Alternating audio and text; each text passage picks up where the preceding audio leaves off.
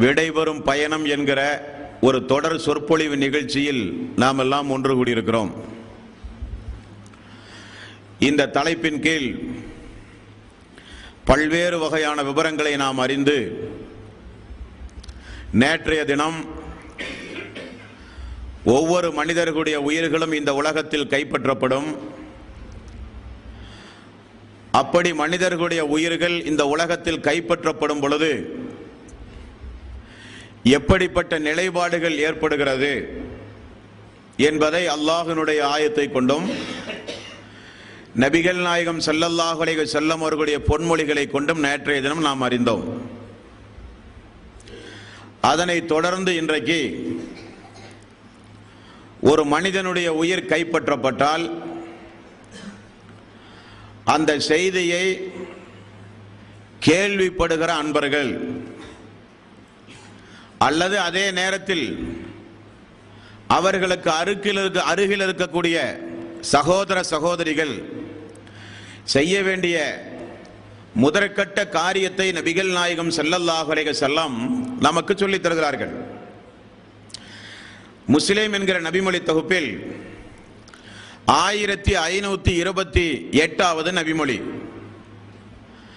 இந்த நபிமொழியை நீங்கள் படித்து பார்த்தால் உம்மு சலமா ரலியல்லாஹு அன்ஹா அவர்களுடைய கணவர் அபூ சலமா அவர் மரணப்படுக்கையிலே கிடந்து அவருக்காக வேண்டி ரசூல் ஸல்லல்லாஹு அலைஹி வஸல்லம் அடிக்கடி அவரை சந்தித்து அவருக்காக வேண்டி பிரார்த்தனை செய்து வந்தார்கள். திடீரென அவருக்கு மரணம் நேர்ந்தது. தோழர்களோடு ரசூலுல்லாஹி ஸல்லல்லாஹு அலைஹி வஸல்லம் அபூ சலமா ரலியல்லாஹு அன்ஹு அவர்களை பார்க்க சென்று அங்கே நின்று அவர் செய்த காரியத்தை மக்களுக்கு விளக்கிய சம்பவத்தை நீங்கள் இந்த நபிமொழியிலே பார்க்கலாம். அபூ சலமா அவர்களுடைய கண்கள் திறந்த நிலையில் இருந்ததாம். நபிகள் நாயகம் ஸல்லல்லாஹு அலைஹி வஸல்லம் உடனே அவருடைய கண்களை எல்லாம் கசக்கி மரணித்து போன அந்த மனிதனுடைய கண்களை ரசூலுல்லாஹி ஸல்லல்லாஹு அலைஹி வஸல்லம் மூடி தோழர்களை பார்த்து சொன்னார்கள். அப்பொழுதுதான் அந்த தோழர்களுக்கு முதல் செய்தியாக தெரிகிறது. காரணம், இதை கேட்ட தோழர்கள் திடுக்குற்று பயந்து போய் அழுதார்கள் என்று ஹதீஸுகளிலே பார்க்கிறோம். நபிகள் நாயகம் ஸல்லல்லாஹு அலைஹி வஸல்லம் அவர்கள் கூறினார்கள், ஒரு மனிதன் மரணித்ததை நீங்கள் அறிந்தால் உடனே சென்று அவருடைய கண்களை நன்றாக கசக்கி மூடிவிடுங்கள். காரணம், அவருடைய உயிர் பறிக்கப்படுவதை, பறிக்கப்பட்டு எடுத்துச் செல்வதை ஒவ்வொரு மனிதனும் பார்க்கிற காரணத்தினால் அவருடைய கண்கள் நிலைகுத்தி நிற்கிறது என்று ரசூலுல்லாஹி ஸல்லல்லாஹு அலைஹி வஸல்லம் அவர்கள் சொன்ன உடனே சஹாபாக்கள் எல்லாம் திடுக்குற்று பயந்து போய் அழுக ஆரம்பித்தார்கள் என்று அந்த ஹதீஸுகளிலே பார்க்கிறோம். நேற்றைய தினம் நாம் பார்த்தோம், சக்கராத்துடைய நேரத்தில் அந்த மனிதனுடைய கண்ணுக்கு எட்டும் தூரம் அளவுக்கு மலக்குமார்களுடைய ஒரு கூட்டம் வந்தமர்ந்து அதிலிருந்து மலக்குல் மவுத் எழுந்து வந்துதான் ஒரு மனிதனுடைய உயிரை கைப்பற்றுகிறார். கைப்பற்றி அதற்கே உண்டான துணிகளில் எடுத்துச் செல்வதை மனிதனுடைய அந்த கண் மிக சார்பாக உன்னிப்பாக அந்த கண் அதை பார்த்து கொண்டிருக்கிறது என்று நபிகள் நாயகம் ஸல்லல்லாஹு அலைஹி வஸல்லம் அவர்கள் கூறினார்கள். இந்த உரையினுடைய துவக்கத்தில் மரணத்திற்கும் மரணம் உண்டு என்பதை உங்களுக்கு நாம் விளக்கி இருந்தோம். மறுமை நாளில் நல்லவர்கள் சொர்க்கத்திற்கும் தீயவர்கள் நரகத்திற்கும் கொண்டு செல்லப்பட்டவுடன் மனிதர்களுடைய உயிரை ஒரு ஆட்டினுடைய வடிவத்தில் மாற்றி சொர்க்கத்தினுடைய வாசலில் கொண்டு போய் நிறுத்தி சொர்க்கவாசிகளே என்று மலக்குமார்கள் அழைப்பார்கள். அவர்கள் வந்து எட்டி பார்த்தவுடன் மலக்குமார்கள் இது என்ன எது என்று கேட்பார்கள். சொர்க்கவாசிகள் சொல்லுவார்களாம், இது எங்களுடைய உயிர் என்று சொல்லுவார்கள். அவர்களுக்கு அது எப்படி தங்களுடைய உயிர் என்று தெரிந்தது? மரண நேரத்தில் அந்த உயிரை அவர்கள் பார்த்திருக்கிறார்கள். ஆகவேதான் மறுமை நாளில் அவர்கள் சொல்லுகிறார்கள் என்று சங்கைக்குரிய இமாம்கள் விளக்கம் அளிக்கிறார்கள். ஆகவே மரண நேரத்தில் அருகில் இருப்பவர்கள், மரணத்தை கேள்வியுட்டு சென்று பார்க்கிறவர்கள் கண்கள் திறந்திருந்தால் அந்த கண்களை மூடி விடுவது நமக்கு முதல் நபி வழியாக ரசூலுல்லாஹி ஸல்லல்லாஹு அலைஹி வஸல்லம் கற்றுத் தருகிறார்கள். ஒரு மனிதன் மரணித்தால் குறிப்பிட்ட நேரம் அவனுடைய உடம்பிலே சூடு இருக்கும். அந்த சூடு இருக்கிற வரைதான் கைகளை நீங்கள் வேண்டியவாறு திருப்பிக் கொள்ளலாம், கண்களை கசக்கி மூடிவிடலாம். அந்த சூடு தணிந்து விட்டால் அந்த கண்களை என்னதான் நீங்கள் முயற்சி செய்தாலும் மூட முடியாது. கண்களை அப்படி மூடாமல் ஒரு மனிதனுடைய ஜனாசா இருந்தாலோ, வருகிறவர்கள் எல்லாம் அந்த மையத்தை பார்க்கும் பொழுது என்ன நிலை ஏற்படும்? பரிதாபகரமான நிலை ஏற்படும். கண்கள் திறந்திருந்தால், பலகீனமான மனிதர்களாக இருந்தாலோ அவர்கள் மனநோய்க்கு கூட ஆளாகி விடுவார்கள். பார்க்கிறவர்களுக்கெல்லாம் பரிதாபம், ஒரு வெறுப்பு, ஒரு கஷ்டம் எல்லோருக்கும் தோன்ற ஆரம்பிக்கும் என்பதை கருத்தில் கொண்டுதான் ரசூலுல்லாஹி ஸல்லல்லாஹு அலைஹி வஸல்லம் கண்களை கசக்கி மூடிவிடுங்கள், அவர்களுடைய உயிர்களை அவர்களே பார்க்கிறார்கள் என்று நபிகள் நாயகம் ஸல்லல்லாஹு அலைஹி வஸல்லம் அவர்கள் கூறினார்கள். அப்படியானால் இந்த உலகத்திலே இருந்து பிரிகிற ஒவ்வொரு மனிதர்களும் அவர்கள் எப்படிப்பட்ட கொள்கை உடையவர்களாக இருந்தாலும் அவர்களுடைய கொள்கை சரியா தவறா என்பதை விளக்கி மன்றாட வைத்து திருந்துவதற்கு அவகாசம் கேட்டு அதற்கு பிறகுதான் அல்லாஹ் உயிர்களை கைப்பற்றுகிறான். இரண்டாவது, நவீன காலத்தில் இருக்கிறோம். உயிர் என்றால் என்ன யாருக்கும் விளக்கம் சொல்ல முடியாது. ஆனால் உயிர் என்றால் அது என்ன? ஒரு ஆவியா? உயிர் என்பது கண்ணுக்கு தெரியாத பொருளா? உயிர் என்பது உருவமில்லாத ஒன்றா என்றால் நபிகள் நாயகம் ஸல்லல்லாஹு அலைஹி வஸல்லம் அவர்கள் சொன்னார்கள், உயிர் என்பது மனிதன் பார்த்து புரியக்கூடிய வடிவத்தில் உள்ளது. உயிர் என்பது வானவர்கள் எடுத்து அதை சொர்க்கத்தினுடைய துணிகளால் நரகத்தினுடைய துணிகளால் எடுத்து அதற்கென்று ஒரு கபடிட்டு எடுத்து செல்கிற ஒரு பொருள் என்று நபிகள் நாயகம் ஸல்லல்லாஹு அலைஹி வஸல்லம் அவர்கள் சொன்னார்களே, அந்த உயிரை ஒவ்வொரு மனிதர்களும் இந்த உலகத்திலே பார்ப்பார்கள். மூன்றாவது, இதுவரை நம்முடைய கண்ணுக்கு தெரியாத, நமக்காக வேண்டி பாதுகாப்பு அளித்துக் கொண்டிருக்கின்ற, நன்மை தீமைகளை எழுதுவதற்கு நியமிக்கப்பட்டிருக்கின்ற, உயிர்களை கைப்பற்றுவதற்காக வேண்டிய அல்லாஹ் ஏற்பாடு செய்து வைத்திருக்கிற மலக்குமார்கள் உண்டுமா இல்லையா? கண்ணுக்கு தெரியாமல் இந்த உலகத்தில் வாழ்ந்து கொண்டிருக்கக்கூடியவர்கள். அந்த மலக்குமார்களை சக்கராத்துடைய நேரத்தில் மனிதர்கள் பார்ப்பார்கள். அடுத்த சக்கராத்துடைய நேரத்தில் என்ன நிகழ்கிறது?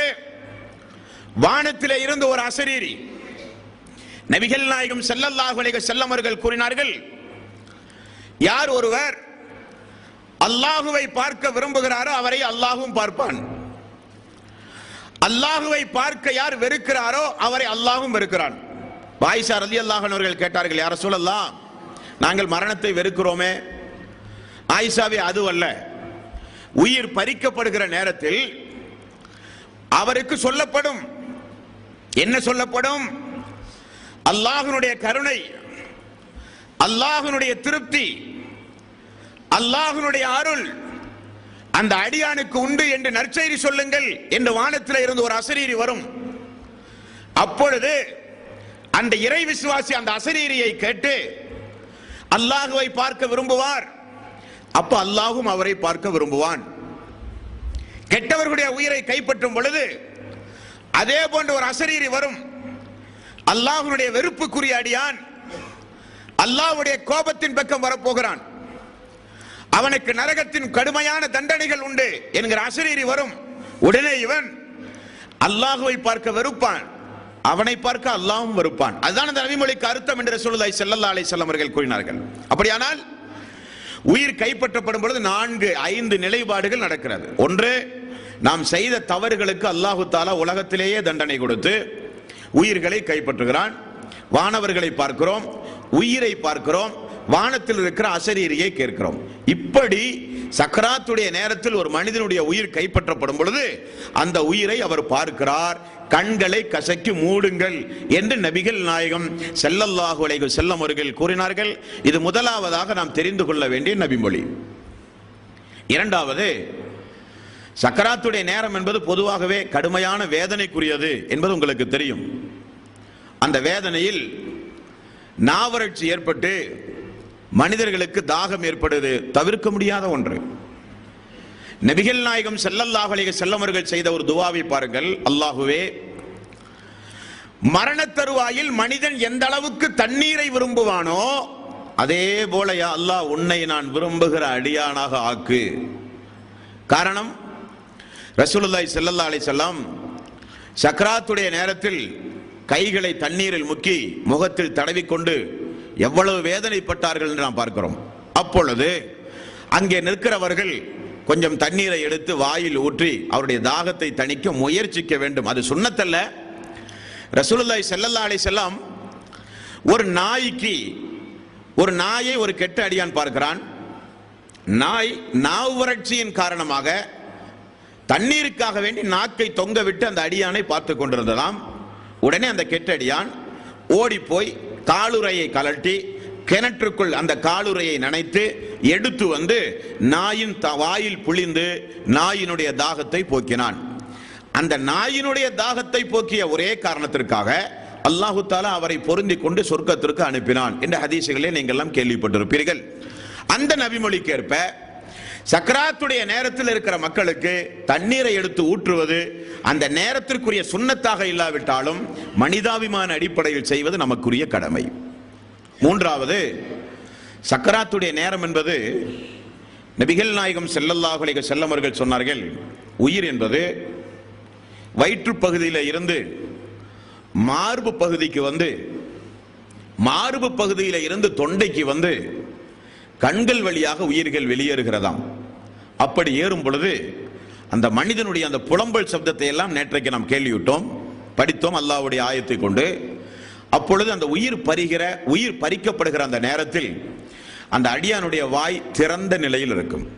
அப்போ உடம்பினுடைய சூடு ஆறுவதற்குள் அருகில் இருக்கிறவர்கள் ஏதாவது ஒரு சிறிய துண்டை எடுத்து அந்த வாயை தாடியோடு சேர்த்து தலையோடு சேர்த்து கட்டினால் பார்த்தால் கொஞ்சம் விகாரத்தை தவிர்த்து கொள்ளலாம். இதெல்லாம் அருகில் இருக்கிறவர்கள் செய்ய வேண்டிய வழிமுறைகள். இனி நபிகள் நாயகம் ஸல்லல்லாஹு அலைஹி வஸல்லம் அந்த தோழர்களுக்கு, அபூ சலமாவை பார்த்த அந்த தோழர்கள் இருக்கிறார்களே, அவர்கள் எல்லாம் பயந்து போய் அழுத போது ரசூலுல்லாஹி ஸல்லல்லாஹு அலைஹி வஸல்லம் அவர்கள் சொன்னார்கள், ஜாக்கிரதையாக நில்லுங்கள், ஜாக்கிரதையாக நில்லுங்கள். காரணம், ஒரு மனிதன் நோயுற்று கிடக்கும் பொழுதும் ஒரு மனிதன் மரணித்து அந்த நேரத்திலும் நீங்கள் சென்றால் நல்லதை பேசுங்கள். காரணம், அங்கே மலக்குமார்கள் நின்று கொண்டிருக்கிறார்கள். மலக்குமார்கள் அந்த சபையை விட்டும் செல்லவில்லை, அந்த சபையில் மலக்குமார்கள் உண்டு. ஆகவே நல்லதை சொல்லுங்கள்.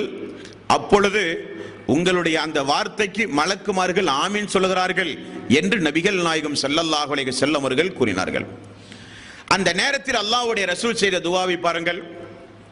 யாராவது மரணித்தால், பெண்ணோ ஆணோ மரணித்தால், அந்த மரணித்த நபர்களுடைய பெயர்களை சொல்லி ரசூலுல்லாஹி ஸல்லல்லாஹு அலைஹி வஸல்லம் அந்த நேரத்தில் ஒரு துஆவை நமக்கு கற்றுத் தருகிறார்கள்.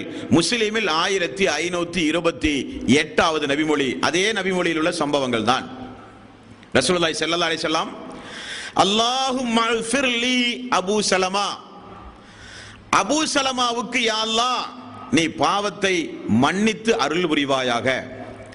வர்ஃபஹ் தரஜத்துன் ஃபில் மஹ்தியீன், நேர்வழி பெற்றவர்களோடு யா அல்லாஹ் அவரை நீ உயர்த்துவாயாக, அவருடைய உயிரை நீ சூரத்துல் ஃபாத்திஹாவில் ஓதுகிறோமா இல்லையா? இஹ்தினஸ் ஸிராத்தல் முஸ்தகீம் ஸிராத்தல் லதீன அன்அம்த அலைஹிம் கைரில் மக்தூபி அலைஹிம் வலல்லாலீன். அல்லாஹ்வே, நேர்வழி பெற்றவர்களோடு யாரை நீ பொருந்திக் கொண்டாயோ, யாருக்கு நீ நேர்வழி காட்டினாயோ அவர்களோடு எங்களை சேர்ப்பாயாக.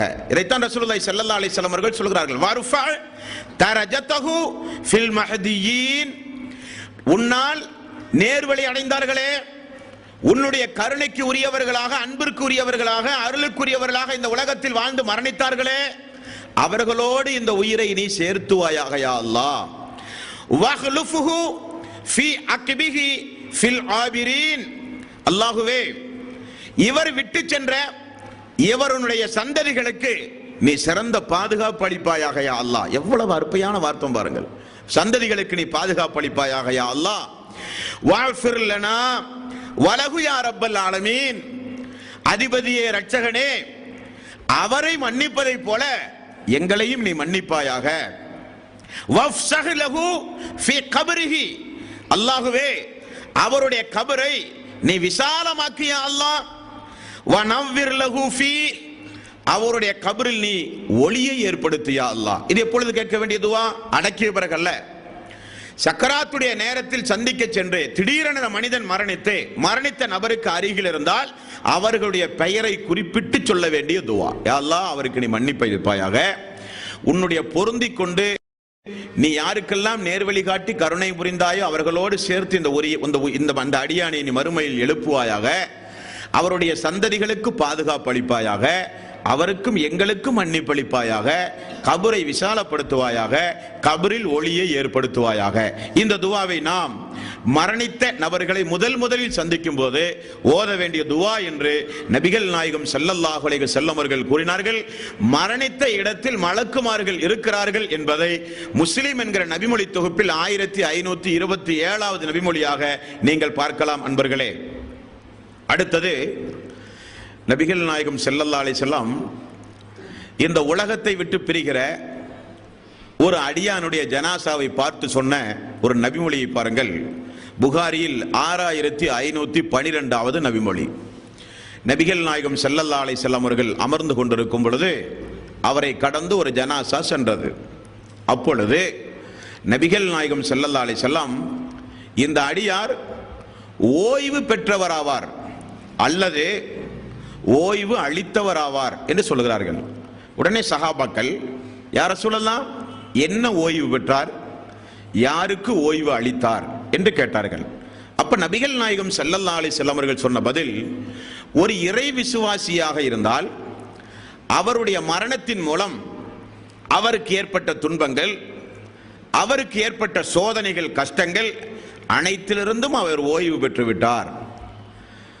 ஓய்வு அளித்தார் என்றால், ஒரு அடியான் கெட்டவனாக இருந்தால் அவனுடைய மரணத்தின் மூலம் அவனை சார்ந்திருக்கிற மக்கள், அவனுடைய ஊர், அவனை சுற்றி இருக்கிற கால்நடைகள், மரங்கள், இன்ன பிற உயிர் ஜீவராசிகள் அவனுடைய தீமையிலிருந்து பாதுகாப்பு அளிக்கப்பட்டது, ஓய்வளிக்கப்பட்டது என்று நபிகள் நாயகம் ஸல்லல்லாஹு அலைஹி வஸல்லம் அவர்கள் கூறிய செய்தி புகாரியில் 6512வது நபிமொழியாக இடம்பெறுகிறது. அல்லாஹு தஆலா ஒரு இறை விசுவாசியாக ஓய்வு பெற்ற நிலையில் அவர் மரணிக்கிறார் என்று அல்லாஹ்வுடைய ரசூல் சொன்னார்களே. சோதனை, துன்பங்கள், கஷ்டங்களிலே இருந்து ஓய்வடைந்து திருப்தியாக அவர் மரணிக்கிறார், அல்லாஹ்வின் பக்கம் அவர் கொண்டு செல்லப்படுவார் என்று ரசூலுல்லாஹி ஸல்லல்லாஹு அலைஹி வஸல்லம் அவர்கள் சொன்னார்களே. அப்படிப்பட்ட மரணத்தை அல்லாஹு தஆலா நம்ம எல்லோருக்கும் தந்தருள வேண்டும் நண்பர்களே. நீ அடுத்தது பாருங்கள். மரண செய்தி வீட்டிலே யாராவது மரணித்தால் குடும்பத்தினர்களுக்கு சொல்லுகிறார்கள், நண்பர்களுக்கு சொல்லுகிறார்கள். மரண செய்தியை நீங்கள் கேள்வியுறுகிறீர்கள். மரண செய்தியை கேட்கும் பொழுது முதலில் நாம் சொல்ல வேண்டிய வார்த்தை என்ன? நிறைய பேரை பார்த்தால் அந்த துக்கத்தின் காரணமாக, அந்த பிரிவு செய்தியை கேட்டவுடன் அந்த சங்கடத்தின் காரணமாக, அந்த செய்தியை கேட்டால் உடனே அதிர்ச்சியுட்டு அழுகிறவர்கள் இருப்பார்கள், உடனே அந்த இடத்திற்கு ஓடுகிறவர்கள் இருப்பார்கள், உடனே அவருக்காக வேண்டி பிரார்த்தனை செய்கிறவர்கள் இருப்பார்கள். ஆனால் ரசூலுல்லாஹி ஸல்லல்லாஹு அலைஹி வஸல்லம் என்ன வழிமுறையை நமக்கு சொல்லித் தந்தார்கள்? ஒரு துக்க செய்தியை நீங்கள் கேட்டால் நபிகள் நாயகம் ஸல்லல்லாஹு அலைஹி வஸல்லம் அவர்கள் சொன்னார்கள், இன்னா லில்லாஹி வ இன்னா இலைஹி ராஜிஊன். இதுக்கு என்ன அர்த்தம்? அவருடைய அர்த்தத்தை பாருங்கள். இன்னா லில்லாஹி, நாங்கள் அல்லாஹ்வுக்கு உரியவர்கள். ஒரு செய்தியை கேட்கிறீர்கள், ஒரு சங்கடமான செய்தி, துக்கமான செய்தி, உடனே அதிர்ச்சி அடையாமல் முதலில் ஓத வேண்டிய துவா உண்டு. இன்னா லில்லாஹி, நாங்களே அல்லாஹ்வுக்கு உரியவர்கள்.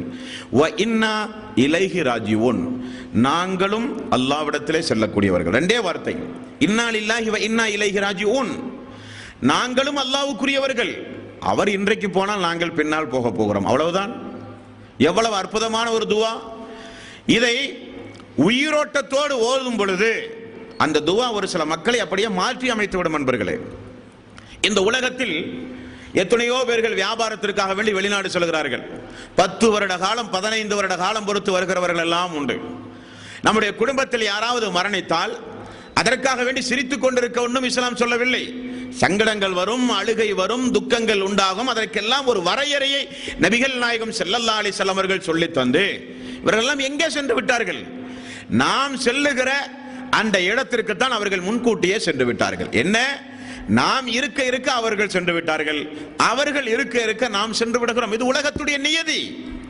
இதற்காக வேண்டி ஒப்பாரி வைத்தோ மடத்தனமான வார்த்தைகளை சொல்லியோ கூப்பாடு போடுவதை ரசூலுல்லாஹி ஸல்லல்லாஹு அலைஹி வஸல்லம் வன்மையாக கண்டித்து வழிமுறையை சொல்லி தந்தார்கள். கேட்டால் இன்னா லில்லாஹி வ இன்னா இலைஹி ராஜிஊன், நாங்களே அல்லாஹ்வுக்குரியவர்கள், அல்லாஹ்விடத்திலே நாங்களும் செல்லக்கூடியவர்கள் என்று சொல்லுங்கள் என்றார்கள்.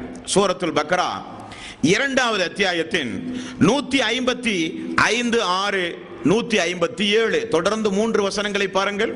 வலனபுலு வன்னக்கும் பிஸைஇம் மினல் ஹௌஃபி வல் ஜூஇ வ நக்ஸிம் மினல் அம்வாலி வல் அன்ஃபுஸி வஸ்ஸமராத் வபஸ்ஸிரி ஸாபிரீன். உயிரை பிடுங்கி, விளைச்சலை பிடுங்கி, பொருளாதாரத்தில் நஷ்டத்தை ஏற்படுத்தி பயமுறுத்தி எல்லாம் உங்களை நான் சோதிப்பேன். வபஸ்ஸிரி ஸாபிரீன், அந்த நேரங்களில் பொறுமையை கைகொள்கிற மக்களுக்கு நபியே நீங்கள் நற்செய்தி சொல்லுங்கள். அல்லதீன இதா அசாபத்துஹும் முசீபத்துன், அவர்களுக்கு ஒரு துன்பம் நேரிட்டால், அவர்களுக்கு ஒரு கஷ்டம் ஏற்பட்டால், காலு அவர்கள் சொல்லுவார்கள், இன்னா லில்லாஹி வ இன்னா இலைஹி ராஜிஊன், இந்த கஷ்டங்கள் துன்பங்கள் எல்லாம் எங்களுக்கு பெரிதே அல்ல, நாங்களே அல்லாஹ்வுக்குரியவர்கள், என்றைக்காவது ஒரு நாள் நாங்களே அல்லாஹ்விடத்திலே செல்ல போகிறோம், உலகத்தில் ஏற்பட்ட இந்த கஷ்டம் எல்லாம் எங்களுக்கு பெரியதா என்று அவர்கள் சொல்லுவார்கள். அப்படி அவர்கள் சொல்லி பொறுமை காத்து சமாதானமாக இருந்தால் உலாயிக அலைஹிம் ஸலவாத்தும் மிர் ரப்பிஹிம் வ ரஹ்மா, அல்லாஹ்வுடைய ரஹ்மத், அல்லாஹ்வுடைய கிருபை அவர்கள் மீது உண்டாகும். வ உலாயிக ஹுமுல் முஹ்ததூன், மேலும் அவர்கள்தான் நேர்வழி அடைந்த மக்கள் என்று அல்லாஹ் தஆலா சொல்கிறான். இப்படி வசனம் இறங்கிய உடனே அந்த மக்கள் எப்படி மாறினார்கள் என்பதை தான் நீங்க கவனிக்கணும். மௌத்துடைய செய்தி வெளியூரில் இருக்கக்கூடிய போனை போட்டு சொன்னா பஸ் ஏறில இருந்தே அழுக ஆரம்பிப்பாங்க, பஸ்ல உட்கார்ந்துட்டு இருக்கும் போதே அழுக ஆரம்பிப்பாங்க. அழுக வேண்டும் தான், மார்க்கம் எல்லாம் அதை அப்படிப்பட்ட ஒரு கொடூரமான சட்டத்தை எல்லாம் மார்க்கம் சொல்லவில்லை. ரசூலுல்லாஹி ஸல்லல்லாஹு அலைஹி வஸல்லம் அவருடைய மகன் இப்ராஹிம் மரணித்த பொழுது அழுதார். அப்துர் ரஹ்மான் இப்னு அவுஃப் அவர்கள் கேட்கிறார்கள், யா ரசூலல்லாஹ் நீங்களும் அழுகிறீர்கள், உங்களுடைய கண்களில் இருந்துமா கண்ணீர் வருகிறது? ரசூலுல்லாஹி ஸல்லல்லாஹு அலைஹி வஸல்லம் சொன்ன பதில், உள்ளத்தில் அல்லாஹு தஆலா இரக்கத்தை ஏற்படுத்தி இருக்கிறான், அதன் வெளிப்பாடு தான் இது. ஆனால் அல்லாஹ்வுடைய அதிருப்திக்குரிய எந்த வாசகத்தையும் நான் சொல்ல மாட்டேன் என்றார்கள் ரசூலுல்லாஹி ஸல்லல்லாஹு அலைஹி வஸல்லம். அழுவதற்கு மார்க்கத்தில் அனுமதி உண்டு. ஆனால் இப்படி அல்லாஹு தஆலா துன்பங்களும் கஷ்டங்களும் சோதனைகளும் வரும் பொழுது பொறுமை காத்திருந்த மக்களுக்கு நற்செய்தி சொல்லுங்கள்.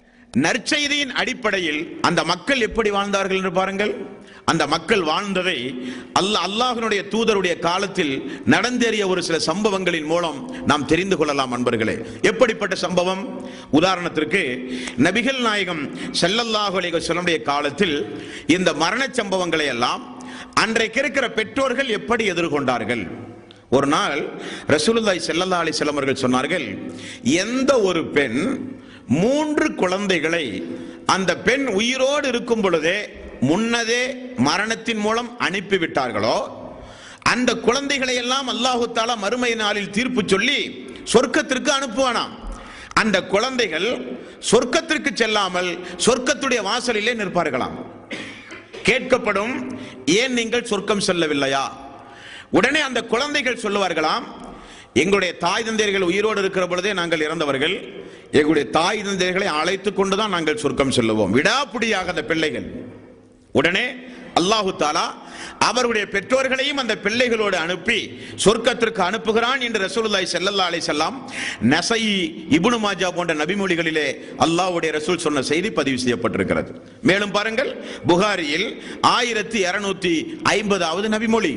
இந்த நபிமொழியை நீங்கள் உன்னிப்பாக கவனித்தால் தெரியும், யார் ஒருவருக்கு பிள்ளைகள் இருந்து அந்த பிள்ளைகளின் மூலம் அதிக பாசம் செலுத்தி அந்த பிள்ளைகளை முன்னதாகவே மரணத்தின் மூலம் அனுப்பிவிட்டு பொறுமை காத்தார்களோ அவர்களை அந்த பிள்ளைகள் நரகத்திலே இருந்து பாதுகாக்கின்ற திரையை போல அல்லாஹ்விடத்தில் மன்றாடுவார்கள். நபிகள் நாயகம் ஸல்லல்லாஹு அலைஹி வஸல்லம் அவர்கள் கூறிய செய்தி ஹதீஸ்களிலே பார்க்கிறோம். இப்படியெல்லாம் அல்லாஹ்வுடைய ரசூல் நற்செய்தி சொன்ன காரணத்தினால், இப்படியெல்லாம் பொறுமை காத்தால் இப்படியெல்லாம் உங்களுக்கு நன்மை உண்டு என்று சொன்ன காரணத்தினால் அந்த சமுதாயம் எப்படிப்பட்ட சமுதாயமாக மாறியது என்பதைத்தான் நீங்கள் இந்த இடத்திலே கவனிக்க வேண்டும். உம்மு சுலைம் ரலியல்லாஹு அன்ஹு, இந்த அம்மா யார்? ரசூலுல்லாஹி ஸல்லல்லாஹு அலைஹி வஸல்லம் அவருடைய சிற்றன்னை. இந்த அம்மாவுடைய சகோதரியிடத்தில் ரசூல் ஸல்லல்லாஹு அலைஹி வஸல்லம் பால் குடித்த காரணத்தினால் பால்குடி சகோதரி சிற்றன்னை உம்மு சுலைம் ரலியல்லாஹு அன்ஹு. இந்த அம்மாவுடைய மகன் தான் அனஸ் ரலியல்லாஹு அன்ஹு, பிரசித்தி பெற்ற நபித்தோழர். இந்த அனஸ் ரலியல்லாஹு அன்ஹு அவர்களுடைய தாய் உம்மு சுலைம் ரலியல்லாஹு அன்ஹு மதீனா வந்தவுடன் அபூ தல்ஹா என்பவரை திருமணம் முடிக்கிறார். திருமணம் முடித்து அந்த அபூ தல்ஹாவின் மூலம் குழந்தைகள் கிடைக்கிறது. அந்த குழந்தை மரணித்த ஒரு சம்பவத்தை புகாரி என்கிற நபிமொழி தொகுப்பிலே நீங்கள் பார்க்கலாம். கேட்டால் நீங்கள் அதிர்ந்து போய் விடுவீர்கள். இந்த அம்மாவுடைய வாழ்க்கை வரலாறு மாதிரி இஸ்லாமிய வரலாற்றில் நீங்கள் எங்குமே பார்க்க முடியாது. இப்படியுமா பெண்கள் இருப்பார்கள்? இது என்ன? அல்லாஹு தாலா எப்படி அவருடைய இருதயத்தில் அல்லாஹு தாலா இரும்பாலா படைத்தான் என்று நாமெல்லாம் ஆச்சரியப்படுகிற அளவுக்கு அந்த அம்மாவுடைய நடைமுறையை பாருங்கள். அபூ தல்ஹா அவர்கள் ஒரு நாள் வேலைக்காக வேண்டி வெளியே செல்கிறார். வெளியே செல்லும் பொழுது அவருடைய குழந்தைக்கு உடல் நலம் சரியில்லாமல் இருக்கிறது. வெளியூருக்கு சென்ற வியாபாரத்திற்கு திரும்ப வருவதற்குள் அந்த குழந்தை இறந்து போன சம்பவம் அந்த ஹதீஸிலே நீங்கள் பார்க்கலாம். குழந்தை இறந்து போய் விடுகிறார். கணவன் வெளியூருக்கு வியாபாரத்திற்காக வேண்டி செல்கிறார்.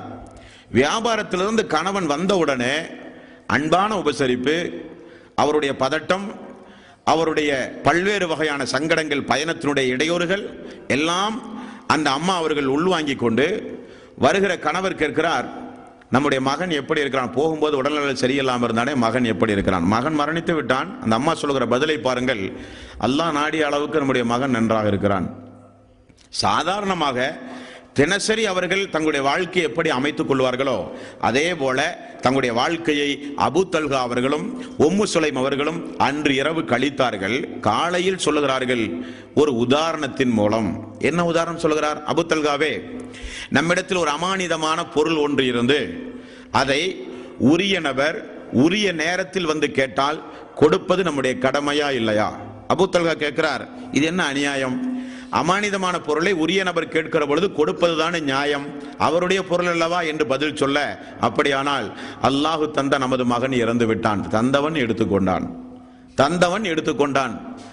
அப்போ ஒரு ஜனாசா வீட்டில் இருக்கிறது, சாதாரண வாழ்க்கையை போல கழிக்கிறார்கள். இப்படிப்பட்ட அந்த உணர்வு, அந்த ஒரு தைரியம், அந்த குழந்தையினுடைய அந்த இழப்பை எப்படி எதிர்கொள்ள வேண்டுமோ அந்த அடிப்படையில் எதிர்கொண்டு அந்த அம்மா பொறுமை காத்த காரணத்தினால் இந்த செய்தி அபூ தல்ஹாவுக்கு காலையில் கொஞ்சம் கோபத்தை உண்டாக்குகிறது. இரவில் சொல்லாமல் சாதாரணமாக வாழ்க்கை நடத்தி காலை இழந்தவுடன் மகனுடைய மரண செய்தியை மனைவி சொல்லுகிறாள் என்று கொஞ்சம் கோபப்பட்டு ரசூலுல்லாஹி ஸல்லல்லாஹு அலைஹி வஸல்லம் ஓடி போய் நடந்த சம்பவத்தை சொல்லுகிறார்கள். அல்லாஹ்வுடைய ரசூல் சொல்லுகிறார்கள், அந்த இரவு உங்களுடைய குடும்பத்தினர்கள் பொறுமை காத்த காரணத்தினால் அல்லாஹு தாலா உங்களுக்கு மிகப்பெரிய அளவில் அருள் புரிந்து விட்டான் என்று சொன்னார்கள். அந்த அம்மா 10-15 குழந்தைகளை பெற்றது. எல்லோரும் குர்ஆனை மனனம் செய்கிற குழந்தைகளாக மாறினார்கள் என்ற ஹதீஸ்களை பார்க்கிறோம். கொஞ்சம் யோசித்து பாருங்கள். நம்முடைய குடும்பத்தில் இப்படி ஒரு நிகழ்வு நடந்தால் என்னென்னமெல்லாம் அல்லாஹ்வை பற்றி பேசியிருப்போம், என்னவெல்லாம் அல்லாஹ்வை பற்றி திட்டியிருப்போம், எவ்வளவு முறையீடுகளை அல்லாஹ்விடத்திலே பேசியிருப்போம், எவ்வளவு பதட்டம், மன உளைச்சல் வேண்டும் தான். இருந்தாலும் நம்முடைய பிள்ளை அல்லாஹ் தந்தான், அவன் எடுத்துக்கொண்டான் ஒரு நன்மைக்காக. ரசூலுல்லாஹி ஸல்லல்லாஹு அலைஹி வஸல்லம் அவர்கள் சொன்னார்கள், ஒரு இறை விசுவாசியை அல்லாஹு தஆலா பொருளாதாரத்தின் மூலம், பிள்ளைகளின் மூலம், உடல் ஆரோக்கியத்தின் மூலம், அவர்களுடைய அனைத்து வகையான நடவடிக்கைகளின் மூலம் அல்லாஹு தஆலா ஒரு இறை விசுவாசியை சோதித்து சோதித்து சோதித்து கடைசியில் எந்த பாவமும் இல்லாமல் அவர் அல்லாஹுவை சந்திப்பார் என்று நபிகள் நாயகம் ஸல்லல்லாஹு அலைஹி வஸல்லம் அவர்கள் கூறினார்கள். ஒரு நபிமொழியை பாருங்கள். ஒரு அடியான் தன்னுடைய குழந்தையின் மீது அதிகமான பாசம் வைத்துக் கொண்டு வாழ்ந்து கொண்டிருப்பானாம். அல்லாஹு தஆலா அந்த அடியானை சோதிப்பதற்காக அந்த அடியான் யாரை நேசித்தானோ அவருடைய உயிர்களை அல்லாஹ் உடனே கைப்பற்ற ஆணையிடுகிறான். வழக்குமார்கள் உயிரை கைப்பற்றுகிறார்கள். அதிக பாசம். ஒரு 20 வருடம் பொறுத்து ஒரு குழந்தை கிடைத்தது என்று வைத்துக் கொள்ளுங்களேன். அதான் ஒரே வாரிஸ்.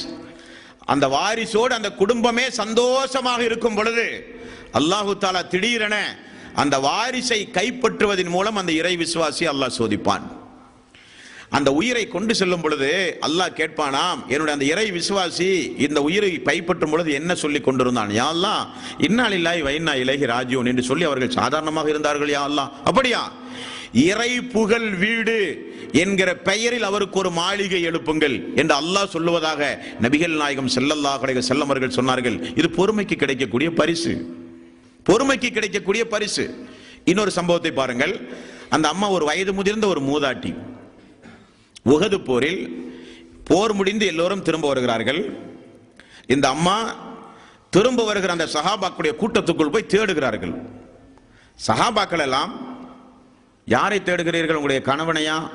கணவர் போரில் இறந்து விட்டார். உடனே இந்த அம்மா இன்னா லில்லாஹி வ இன்னா இலைஹி ராஜிஊன். மீண்டும் தேடுகிறார்கள். யாரை தேடுகிறீர்கள்? உங்களுடைய மகனையா? அவரும் இந்த போரில் இறந்து விட்டார். இந்த அம்மா இன்னா லில்லாஹி வ இன்னா இலைஹி ராஜிஊன். மீண்டும் தேடுகிறார்கள். சஹாபாக்கள் எல்லாம், யாரை தேடுகிறீர்கள்? உங்களுடைய சகோதரரையா? அவரும் இந்த போரில் இறந்து விட்டார். இன்னா லில்லாஹி வ இன்னா இலைஹி ராஜிஊன். மீண்டும் அந்த அம்மா தேடுகிறார்கள். சஹாபாக்களுக்கெல்லாம் ஒரே பதட்டம். யாரை தேடுகிறீர்கள் என்று கேட்டார்கள். இந்த அம்மா சொன்ன பதில் என்ன தெரியுமா? ஒரே போர்க்களத்தில் குடும்பத்தில் இருக்கிற 3 பேர் இறந்து போய் அந்த அம்மா நிராயுதபாணியாக நிற்கிறார்கள். கணவன், மகன், சகோதரர். இந்த அம்மா நிராயுதபாணி. 3 பேரும் போரில் இறந்த செய்தியை சொல்லுகிறார்கள். அந்த அம்மா இன்னா லில்லாஹி வ இன்னா இலைஹி ராஜிஊன் என்று சொல்லி தேடுகிற பொழுது சஹாபாக்கள் கேட்ட கேள்விக்கு அந்த அம்மா சொன்ன பதில் என்ன தெரியுமா? உஹது போரில் தூதர் கொலை செய்யப்பட்டதாக செய்தி அறிந்தேனே, அந்த தூதர் எப்படி இருக்கிறார் அதுதான் எனக்கு தேவை. அல்லாஹ்வுடைய ரசூல் எப்படி இருக்கிறார்? எங்கே அல்லாஹ்வுடைய ரசூல்? உடனே சஹாபாக்கள் அதோ வருகிறார்கள் ரசூலுல்லாஹி ஸல்லல்லாஹு அலைஹி வஸல்லம் அவர்கள் என்று சொன்னவுடன் இந்த அம்மா ஓடி போய் அல்லாஹ்வுடைய ரசூலை பார்த்து சொன்ன செய்தி தான் மிக முக்கியமாக நீங்கள் கவனிக்கப்பட வேண்டியது. யா ரசூலல்லாஹ், நீங்கள் இறந்து போனதாக செய்தி அறிந்தேன். இந்த போர்க்களத்தில் எனது குடும்பத்தினர்கள் எல்லாம் இறந்து போனார்கள். அது எனக்கு கவலை அல்ல. உங்களை பார்த்தவுடன் அந்த கவலையெல்லாம் எனக்கு தீர்ந்தது. உங்களை பார்த்தவுடன் அந்த கவலையெல்லாம் எனக்கு தீர்ந்தது யா ரசூலல்லாஹ். அப்படியானால் அந்த மக்களுடைய உள்ளம், அந்த மக்களுடைய பண்பு, அந்த மக்களை அல்லாஹ்வுடைய ரசூல் எப்படி பொறுமையுடைய மக்களாக அந்த மக்களை அல்லாஹ்வுடைய ரசூல் வளர்த்தி ஆளாக்கினார்கள் என்பதைத்தான் நம்ம கவனிக்க வேண்டும் என்பர்களே. அப்போ ஒரு மரண செய்தி கேட்ட உடனே பதட்டப்படாமல், அதற்காக வேண்டி பல்வேறு வகையான காரண காரியங்களில் ஈடுபடாமல், அதையே நினைத்து நினைத்து இபாதத்துகளை செய்யாமல், அதையே நினைத்து நினைத்து அல்லாஹ்விடத்தில் செய்ய வேண்டிய திக்ருகள், ஸலவாத்துகள், துஆக்களில் ஈடுபடாமல் நாம் இருந்தால் அது நமக்கு ஒரு கை சேதமாகத்தான் அமையுமே தவிர நேர் எதிர்மாறாக என்னுடைய இறைவன் என்னை துரோகம் எல்லாம் செய்ய மாட்டான். என்னுடைய இறைவன் என்னை வேதனைப்படுத்தி அவன் சந்தோஷம் அடைகிறவன் எல்லாம் ஒன்றும் அல்ல. தாய் குழந்தையின் மீது செலுத்துகிற பாசத்தை காட்டிலும் அல்லாஹ் நம் மீது பாசம் செலுத்தக்கூடியவன்.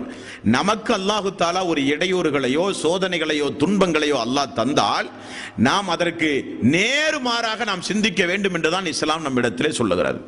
அல்லாஹ் நன்மைக்கு தான் செய்திருப்பான். எனது மகனுடைய மரணம், மனைவி மரணம், கணவன் மரணம், பிள்ளைகள் மரணம், தாய் தந்தையர்கள் மரணம், எல்லாம் இந்த உலகம் என்றால் நியதி.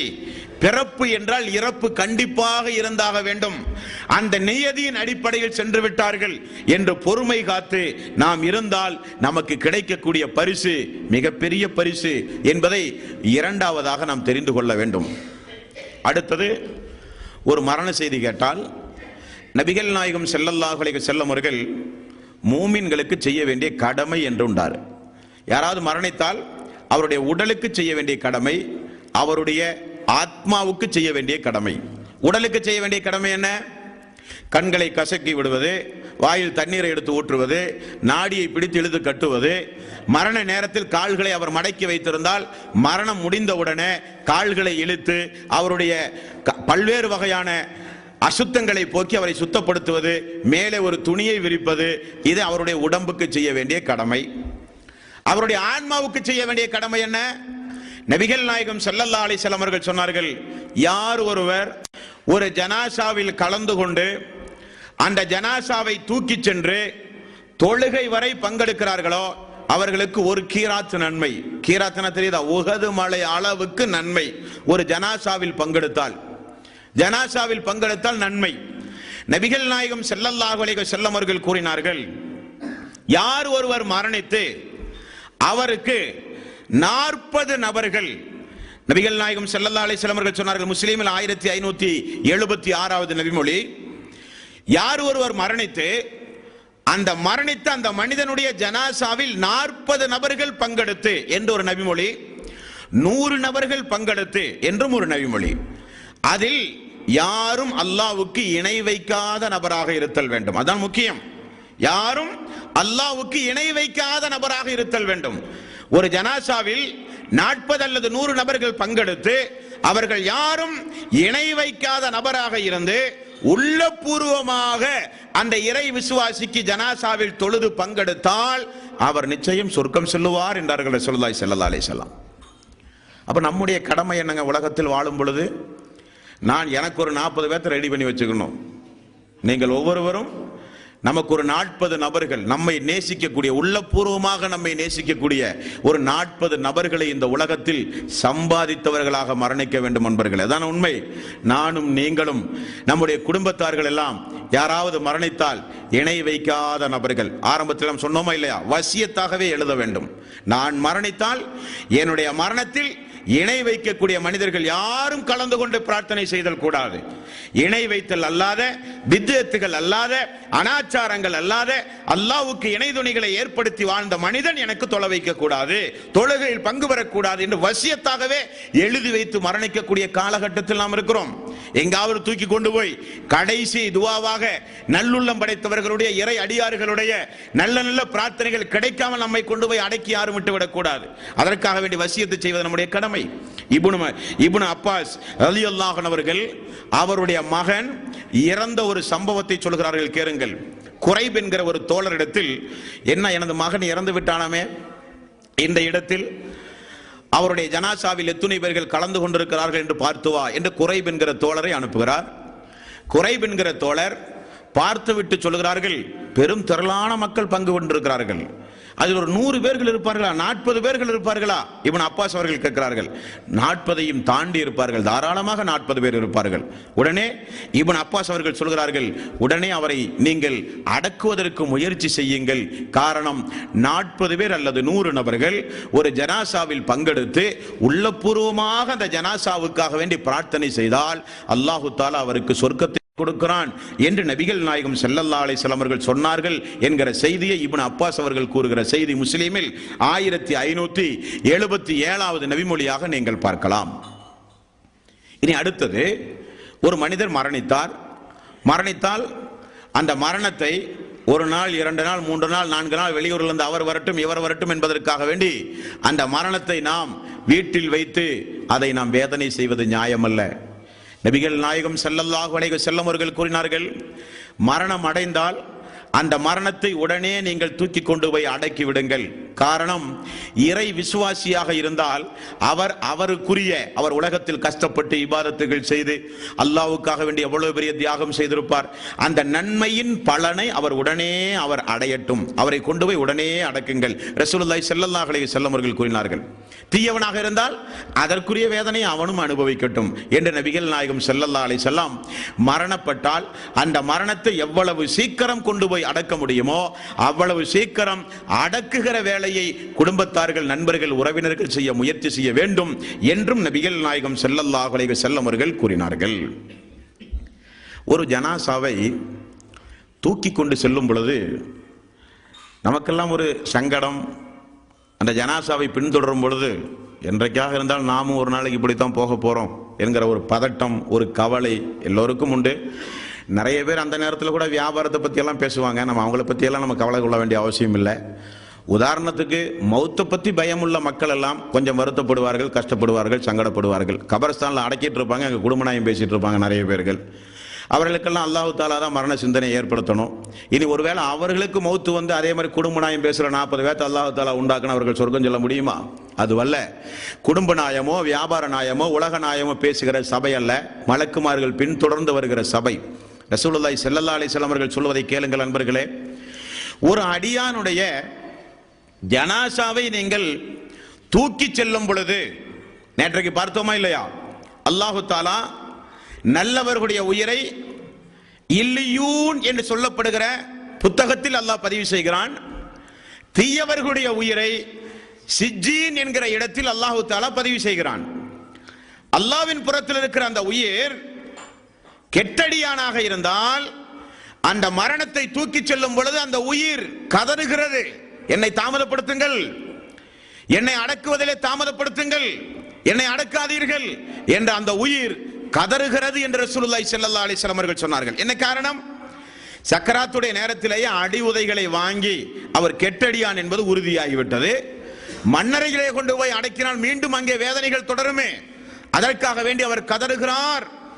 நல்லடியானாக இருந்தால் அவருடைய உயிர் சொல்லுகிறது, என்னை விரைவாக செல்லுங்கள், விரைவாக எடுத்து செல்லுங்கள், எனக்குரிய பரிசை நான் பார்க்க வேண்டும், நான் செய்கிற அமல்களினுடைய கூலியை நான் அடைய வேண்டும், விரைவாக என்னை எடுத்து செல்லுங்கள் என்று உயிர் கதறுகிறது.